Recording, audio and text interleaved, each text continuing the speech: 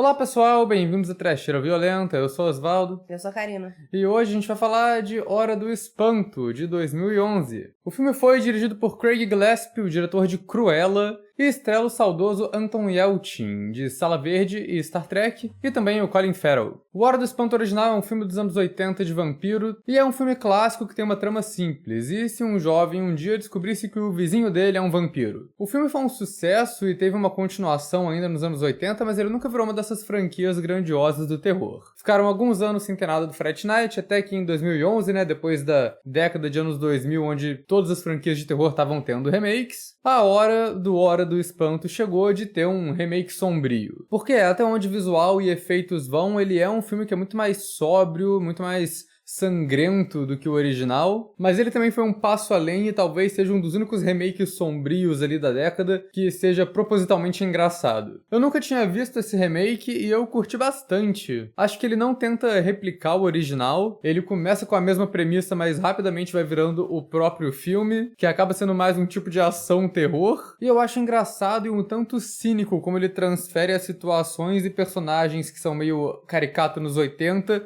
pro caricato anos 2000. Eu me diverti bastante com esse filme. Eu amo que aqui no canal a gente é inimigo do hype. A gente acabou de falar de Carrie 2, acabamos de falar de Fairest of Them All, e agora estamos falando de outro filme que não tem ninguém falando sobre, que é Fright Night 2011. Mas antes de qualquer coisa, que é uma democracia, e essa é uma escolha dos membros. E esse é um filme que já participou de muita votação pros membros. Acho que ele tá lá desde quando nem tinha imagenzinha na enquete. É um filme que tá sempre sendo recomendado, então eu imagino que ele tenha seus fãs aí ainda também. E finalmente chegou a hora dele. A Hora do Espanto. Depois desse encerramento, eu não tenho mais nada pra falar. Ficou muito bonito. Vamos continuar. Antes da gente falar mais sobre esse filme, eu vou pedir pra vocês se inscreverem no canal, se vocês não forem inscritos ainda. Comentem aí embaixo se vocês já assistiram A Hora do Espanto Remake, o que vocês acharam dele. Assistam a Trashback do Hora do Espanto original, que tem aqui também. E deixem outras recomendações de filmes pra gente falar aqui no canal. Acompanhe a gente nas redes sociais, os links estão aí embaixo na descrição do vídeo. E se você gosta do nosso trabalho aqui na Trecheira, então seja membro. Quando você é membro, você ganha acesso a conteúdo exclusivo, ganha acesso aos vídeos antecipadamente quando for possível. Também apoia a gente, que é muito importante. Como o Kakis já disse, esse filme é uma escolha de membros. Então, se você quiser ajudar a escolher esses filmes, vire membro também. E também já vamos deixar os spoilers liberados, porque é um filme que já saiu um tempinho, que é um remake de um filme que já saiu faz bastante tempo. Então é isso. Estejam avisados e vamos nessa. O protagonista de Hora do Espanto é o Charlie Brewster, um adolescente que mora com a mãe em um subúrbio de Las Vegas. O Charlie tá tentando deixar o passado nerd pra trás para se tornar popular no colégio, mas ele tem esse amigo nerd chamado Ed, que tá tentando avisar pra ele que o vizinho galã dele é um vampiro. O Charlie não dá bola pra isso, mas quando o Ed desaparece, ele começa a investigar o vizinho, chamado Jerry. E fica bem óbvio, bem rápido, que o Jerry de fato é um vampiro, e agora o Charlie e a família dele estão na mira do Jerry. E pra tentar lutar contra o vampiro, ele pede a ajuda do Peter Vincent, um mágico ilusionista que se diz especialista no sobrenatural enquanto faz shows em Las Vegas. Esse filme talvez tenha sido um dos últimos remakes sombrios, e como os anos 2000 já tinham acabado, então ele meio que não tem a característica chocante que esses remakes tentavam ter ali. Eu acho que ele pega mais de visual, talvez um pouquinho de atmosfera também. A cena inicial é muito cena de remake sombrio que começa do nada, com uma galera que a gente não sabe quem é sendo atacada por vampiro, e aí é o jovem encontrando a família dele morta, muito sangue na cena. O que eu acho que mais grita anos 2000 pra mim é a computação gráfica de sangue jorrando e o fato de que eu aposto minha mão direita que esse filme foi gravado em 3D. Porque não é possível o tanto de coisa que voou na minha cara enquanto eu tava assistindo esse filme, gente. Os efeitos desse filme, no geral, são mais sangrentos e mais grotescos do que o original, mas igual muito filme da era, realmente era tudo muito digital ali, mas eu não achei a computação gráfica desse filme ruim, não. Pra um filme que já tem mais de 10 anos, acho que ele segura muito bem no rosto dos monstros, as distorções corporais. Tem até uma cena do braço do vampiro se regenerando que eu achei bem maneiro. Eu acho que o traço mais marcante da Hora do Espanto de 85 são as bocarras demoníacas de vampiro. É o que mais vem na cabeça quando você pensa nesse filme. E eu acho que eles acertaram muito na bocarra digital aqui, porque ficou bem feito, ficou legal. Remeteu ao antigo, mas usando a tecnologia que tava bombando na época. O visual da vampira da Amy, a namorada do Charlie Brewster, no final, é o que mais remete ao original. que é o visual mais icônico, né, do filme original também. Eu gostei bastante da trilha sonora, que é a do Ramin Djawadi, que tem umas faixas ali que é muito essa coisa do estamos refazendo um clássico de vampiro, porque tem o órgão tradicional de música de Drácula, mas também com uma guitarra pesada bem anos 2000 intercalando ali. E o Craig Gillespie, o diretor, ele é um cara que depois foi fazer uns filmes aclamados, ele dirigiu Eutônia. E nesse filme ele já tem uma linguagem audiovisual legal ali. Eu gosto que no começo ele já quebra completamente o clima e já mostra que o filme não vai se levar tão a sério, quando a cena inicial repete meio que 2 vezes. A gente tem os planos gerais da cidade de noite, com essa coisa meio sombria, terror e tal. Ela meio que dá um corte bruto pros mesmos planos gerais da cidade de dia, com uma música feliz tocando, mostrando outra vibe. Eu achei engraçada essa repetição. E acho que ele consegue construir tensão muito bem. A gente vai falar mais de cenas específicas ao longo do vídeo, mas acho que o plano que mais me chamou a atenção nesse filme é quando os personagens estão fugindo de carro do vampiro, e daí tem um plano enorme que é dentro do carro, com a câmera girando, mostrando não só diálogos dos personagens no meio dessa fuga, como várias ações acontecendo. Outro carro chegando e batendo neles, eles parando, eles atropelando o vampiro. Tudo num plano que parece ser sem cortes. Eu achei isso bem legal. E acho que tem muita coisa nesse Hora do Espanto que faz ele se ressaltar como o próprio filme, não como um filme que fica usando o original de muleta. Eu adoro que eles mudam a ambientação aqui e decidem fazer um filme de vampiro que se passa nos subúrbios de Las Vegas. A história do vampiro em Las Vegas daria pra ser um filme só, que provavelmente acabaria numa lista estúpida, mas aqui eles conseguem misturar ele bem com a ideia base do Fright Night. Acho legal porque tem essa parada do subúrbio tá sendo meio abandonado, a mãe do Charlie Brewster fala no começo, né, que tem muita gente se mudando, e o lance de Las Vegas ser uma cidade noturna, que muita gente trabalha de noite e dorme de dia, por isso tem muita casa que as janelas são escurecidas e bloqueadas, o que acaba tornando a cidade perfeita pra um vampiro. E Las Vegas dá pra eles inspirarem mais no Charlatão, caçador de vampiro. Porque essa coisa dele ser um astro televisivo e ele ter uns cenários bizarros pra gravar, justifica, ele tá em Las Vegas. Isso é uma parada que eu gostei bastante desse filme também, design de cenários. Tem muito cenário muito caracterizado nesse filme. Desde o começo, quando o protagonista entra no quarto do amigo dele, o Ed, e o quarto tem, tipo, vários posters nas paredes, várias anotações que ele faz sobre vampiros, da investigação que ele tava fazendo. A casa bizarra do Jerry, que tem esses elementos que contam uma história, né? O Charlie vai se esconder no armário dele, e o armário tem vários uniformes, que você entende que ele é um vampiro que usa aquilo pra enganar as pessoas, pra atacar as pessoas. E aí tem fundo falso no armário que leva pra uma passagem secreta, pra vários quartinhos de prender gente, que acabam levando pra um porão bizarro depois. Tem várias camadas que vão sendo destravadas ali da casa. E tem o Peter Vincent, né, o personagem do astro mágico ilusionista, que além de ter os cenários mirabolantes do programa dele, também tem o apartamento dele que é bizarro, que é um grande museu de sobrenatural com várias armas e itens diferentes ali expostos. É muito legal. Eu me referi a ele como o personagem charlatão, porque na versão original ele é o personagem charlatão, mas queria acrescentar que aqui o cara não era tão charlatão assim, né? Mas o que mais me surpreendeu nesse filme foi a quantidade de celebridade que tem nesse filme. E aí chegou um momento que virou uma caça a atores que você conhece. Até a Toni Collette tá no filme. Não, eu achei o elenco desse filme bizarro, provavelmente o melhor elenco de remake anos 2000. A gente tá falando dos 2000, é de 2011, mas anos 2000. Mas o melhor e mais aleatório elenco desses que tem. O Charlie Brewster é o Anton Yelchin, que eu acho que se ele não tivesse morrido jovem, ele seria tipo um astro gigante hoje em dia. O drama principal dele, eu acho muito bom. Você já falou na trama, mas ele era o nerd do colégio e ele quer deixar de ser nerd pra ser popular. E aí por isso ele corta relações com o amigo nerd dele, na esperança de que isso vai fazer ele se aproximar das garotas do colégio. E funcionou.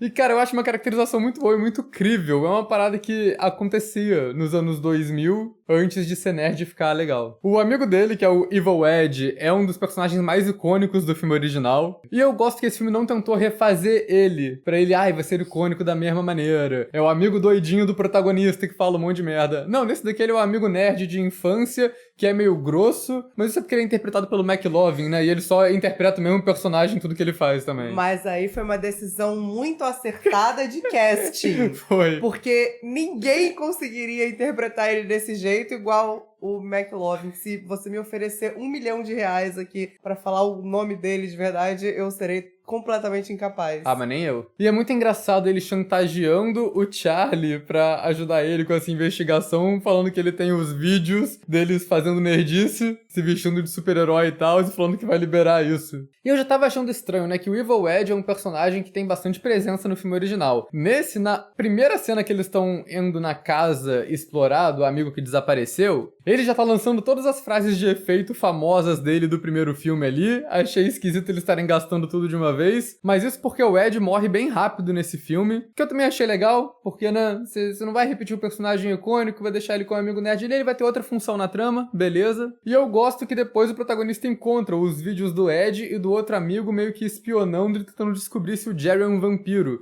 como se toda a trama do filme original eles estivessem fazendo off-camera nesse filme no começo. A mãe do Charlie é interpretada pela Toni Collette, e eu gostei bastante da personagem aqui também, que no filme original, se eu não me engano, ela fica caindo no papinho do vampiro. No filme original, ela convida o vampiro pra entrar, ela fica no flerte ali com ele. Nesse filme, ela não tem paciência nenhuma. O cara tá flertando com ela, ela só corta ele de cara falando, esse daí tá me cheirando a cafajeste. E tem uma coisa que sempre me irrita em filmes assim, vai aparecer o vizinho que ninguém conhece, se mudou pra lá agora, ele começa a acusar o filho da Toni Collette de ter feito alguma coisa. E geralmente em filmes de terror, a galera sempre dá uma moral pro estranho, por algum motivo. Nesse filme, quando o Jerry tá lá do lado de fora de casa pedindo pra entrar, falando que o filho dela fez um monte de merda, a Toni Collette decide acreditar no filho dela, ao invés de acreditar no completo estranho, só caga na cabeça dele. Eu achei isso muito foda. Essa eu acho que é uma das coisas mais diferentes no desenvolvimento da trama desse filme pro original. É o fato de que o vampiro é um vampiro mau desde o começo. Não tem esse processo da dúvida, das pessoas desacreditarem. Não, ele já vai botar fogo na casa, literalmente, e é isso aí.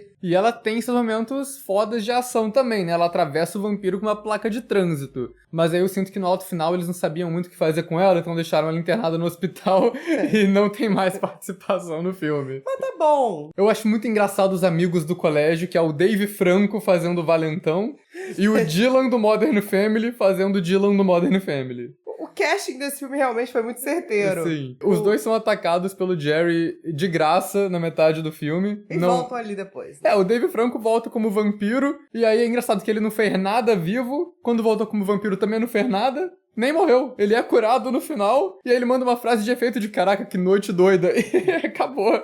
Ele não serviu pra nada no filme, mas pelo menos é engraçado. A Amy, que é a namorada, é interpretada pela Imogen Poots, que eu acho engraçado que ela também faz o interesse romântico do Anthony Yelchin no Sala Verde. E ela é uma personagem que tem muito mais atitude, bem estilo as Final Girl anos 2000 mesmo. Eu até gosto que não é só nem a atitude contra o vilão, mas contra o próprio Charlie Brewster. Quando ele começa a ficar bitolado com o negócio de vampiro, ela chega pra ele e fala: seguinte, tu pode até endoidar, mas você não vai me despejar antes disso, não. Eu amo essa cena, que a Toni Collette tá ouvindo atrás da porta, e ela fica assim, tipo... Vai, garota. Essa menina é boa. E aí tem toda essa discussão, né, que ele deixou de ser nerd pra garota gostar dele, mas aí ela revela, cara, eu sempre soube que tu era nerd, eu gosto de você por causa disso. E, cara, esse filme dá pra encarar muito como um filme meio coming of age também, que ele tem um tom de filme de amadurecimento, né? Tem todo esse tom do Charlie, né, querendo desapegar do lado infantil dele, que seria representado ali pelo amigo nerd, pra crescer e ir pra vida adulta. Só que ao mesmo tempo, o lado infantil dele meio que tem que voltar, né? Porque ele tem que lidar com o fantasioso, tem que lidar com vampiros agora. E meio que o arco do Charlie no relacionamento ao longo do filme é ele perdendo a virgindade. Na real, o filme termina, né? Com ele e com a Amy transando pela primeira vez. Então é como se fosse a conclusão desse arco de amadurecimento. Ele matou o vampiro, acabou a parte da infância dele e aí transou pra virar adulto. Mas tendo dito isso, o melhor personagem do filme, claramente, é o Peter Vincent. Mais um caso de casting muito bem executado, porque esse menino é muito bom. Cara, é muito legal porque no original, né, o Peter Vincent, ele era um apresentador de terror da velha guarda, meio que uma referência a Vincent Price, a esses filmes antigos de vampiro. Só que nos anos 2000, esses apresentadores de terror já tinham saído de moda, né, então eles tiveram que repensar o personagem como uma coisa nova, e aí ele virou esse cara descolado, um mágico ilusionista bolado, sombrio de Las Vegas com um visual new metal. Ele poderia tranquilamente estar no Rainha dos Condenados, na banda ali. Ele tem todo esse visual bem Anjos da Noite, com o programa épico dele, com vampiros, que ele mata os vampiros com efeitinho ao vivo. Eventualmente a gente percebe que ele é só uma estrelinha escrota, canastrona. é todo tipo bêbado, caga na cabeça de todo mundo, e é muito engraçado ele tirando o figurino, aí a peruca, a barba dele é falsa. Você vai lentamente reconhecendo quem é o ator, né? Sim. E aqui no começo você nem sabe quem é, mas ele vai tirando as coisas e você vai vendo, é o David Tennant. O grande Bartô Kraut. Bartô Kraut, nossa, que referência. Pra mim ele é o... Dr. Who. Pode ser o Dr. Who, pode ser o Killgrave do Jessica Jones. Ah, verdade. Mas acho legal que mesmo a apresentação dele sendo meio trambiqueiro, ele sabe o que ele tá falando ali, porque ele de fato pesquisou sobre o natural. Mas ele só é meio, tipo, nihilista e tá cagando pra tudo. Não sei, eu acho engraçado o personagem. Quando o protagonista vai pedir ajuda pra ele, aí meio que repete um pouco do que acontece no original. O Peter Vincent naturalmente acha que o protagonista é doido e manda ele embora. Mas aí depois, quando ele olha as fotos que ele trouxe, ele realmente conhece símbolos de ritual de vampiro ali e decide que vai ajudar. E ele não para de ter desenvolvimento ao longo do filme, isso que é legal, porque quando os vampiros aparecem na casa dele, ele se tranca no quarto do pânico. Tu acha que é porque, ele é covarde, ele não vai enfrentar os vampiros, ele só fala e não faz nada. Mas eventualmente tem um desenvolvimento em que ele sempre soube que vampiros existiam, porque a família dele foi assassinada por vampiros, por isso que ele estudou sobrenatural a vida toda, e talvez quando os vampiros aparecem na casa dele, ele se esconder foi meio que uma reação de trauma, ele lembrando o que aconteceu de infância. E eventualmente, claro que amarra ainda mais, porque o vampiro que matou a família dele era o Jerry. E vamos falar do nosso grande artista aqui, do nosso vampirão sexy, que é o menino Colin Farrell. O Colin Farrell manda muito bem. E o que eu acho legal é que ele faz um Jerry bem diferente do Chris Sarandon, né? Que o Chris Sarandon, ele era mais da lábia, da sedução, raramente se mostrava. No começo, na primeira cena do Colin Farrell, parece que ele vai ser assim também. Mas depois ele vai só, tipo, sendo ameaçador de maneira velada e depois ameaçador, ponto. O Colin Farrell não tem paciência. Nenhuma. Ele não tá afim de, eu vou esconder, eu vou fazer uns jogos mentais. Ele não quer fazer isso. Ele quer matar gente e beber sangue. Ele tenta a lábia por 5 minutos, não deu certo, ele parte pra ignorância. E isso é muito bom desse personagem. Mas eu acho legal que mesmo ele sendo bem franco sobre ele ser vampiro, o filme ainda demora pra mostrar a cara dele transformado, né? Desde o começo a gente vê as mãos lá distorcidas com garra, mas o rosto mesmo só depois da cena que ele sai debaixo do carro que a gente tem um close mostrando a bocarra demoníaca. Mas eu achei legal, porque eu volto no ponto que eu falei no começo do vídeo. Uma das coisas mais icônicas visualmente do filme original é a bocarra. E aí no meio daqui de tanto sangue digital voando na tua cara, você fica ansioso pra ver como é que vai ser. Então achei legal ter essa expectativa, que foi uma expectativa bem cumprida, porque a bocarra demoníaca é legal. E eu gosto também de como esse filme usa regras de vampiro, que ele faz muita coisa criativa ali. O lance de só conseguir entrar convidado acho que é o mais aproveitado, e ele usa pra cenas que são engraçadas e tensas ao mesmo tempo, né? A cena no começo, o Jerry acabou de matar o amigo nerd e quer testar pra ver se ele contou alguma coisa pro protagonista. E aí é uma cena que tá um testando o outro, que o Jerry vai pedir cerveja pro protagonista, e o protagonista não convida ele, mas ele fica assim, tipo, na porta da cozinha, falando umas coisas com ele, meio que jogando um verde pra ser convidado pra entrar, e o Charlie não aceita as deixas, não faz nada, e aí fica meio claro que um tá sabendo que o outro tá sacando ali. Eu gosto das formas que o filme vai quebrando as regras, principalmente essa. Gosto quando o McLovin tá fugindo dele, e ele fala, irmão, essa casa não é sua, você não tem que me convidar pra entrar, essa casa é abandonada. E gosto mais ainda, pra mim isso foi um negócio genial, eu ri muito, foi quando ele falou, não vai me convidar pra entrar na casa? Eu vou explodir a casa então, porque se não tiver casa, eu não preciso ser convidado pra entrar.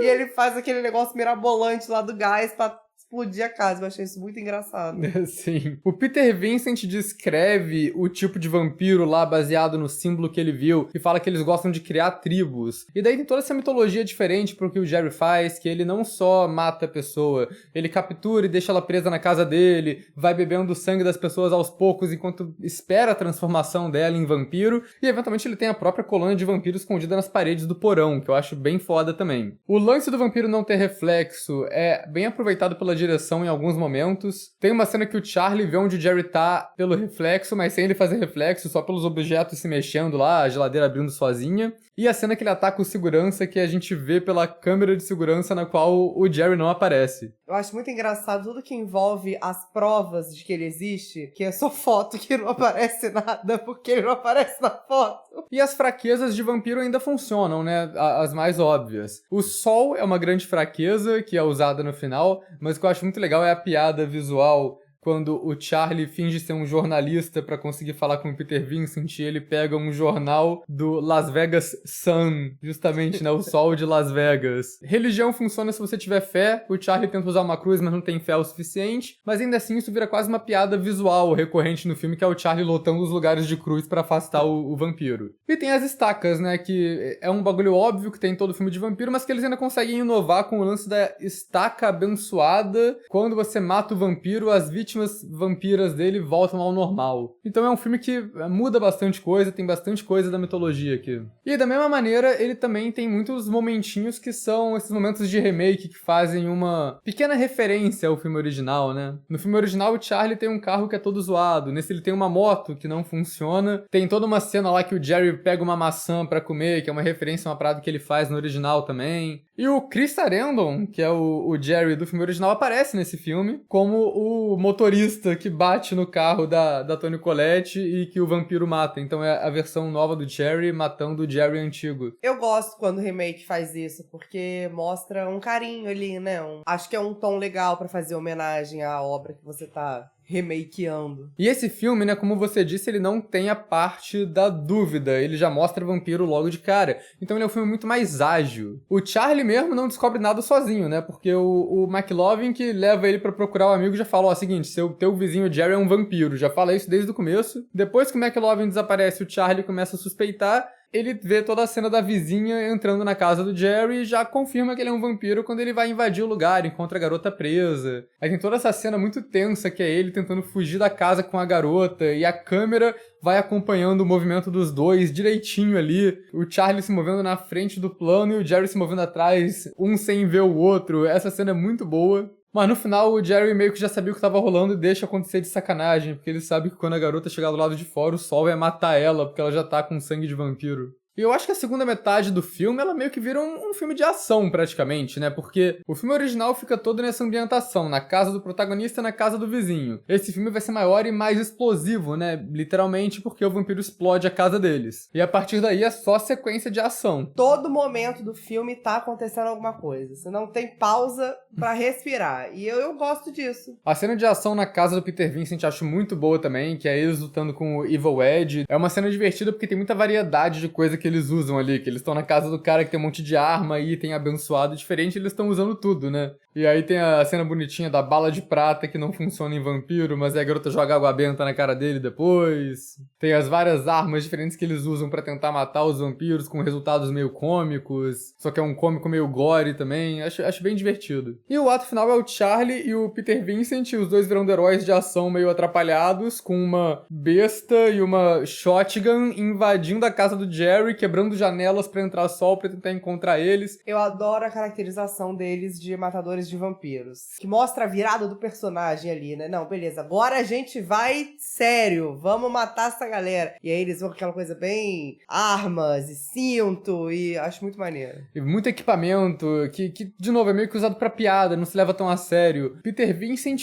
puxa uma arma que atira estaca e mata dois vampiros, a arma trava e não serve pra mais nada. Mas o que eu acho mais legal é a solução final, que o Charlie taca fogo em si mesmo pra abraçar o Jerry e tacar fogo no vampiro. É uma cena com stunts muito boas, assim, tipo, de sempre que tem gente pegando fogo, uma parada mais maneira. E é um combo de fraquezas de vampiro que eles usam ali, né? É o fogo, a luz do dia do teto quebrado e, eventualmente, a estaca no coração. Faz uma boa cena, mas o Jerry morrendo no final, pra mim, é o pior efeito do filme. A computação gráfica é bem zoadinha. A computação de todas as cenas de vampiro se decompondo é bem tosca. Logo no comecinho do filme, que a primeira menina, a vizinha, que ele mata, que aliás eu acho que é uma cena muito boa, porque o protagonista acha que salvou a menina e ela só explode no sol.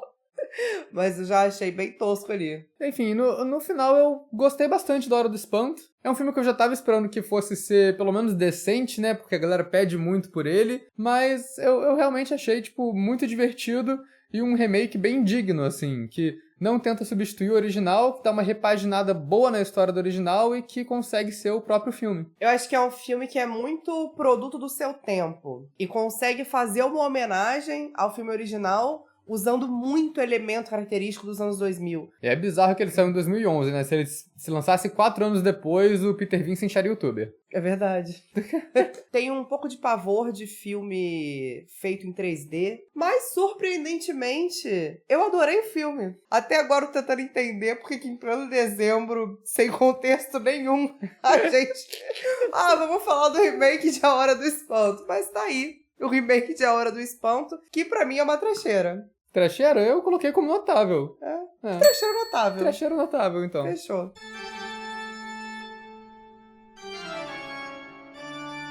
Você já falou na trama, mas ele era o nerd do colégio e ele quer deixar de ser nerd pra ser popular, e aí por isso ele corta relações com o amigo nerd dele, na esperança de que isso vai fazer ele se aproximar das garotas do colégio. Ele literalmente aconteceu comigo. Por quê?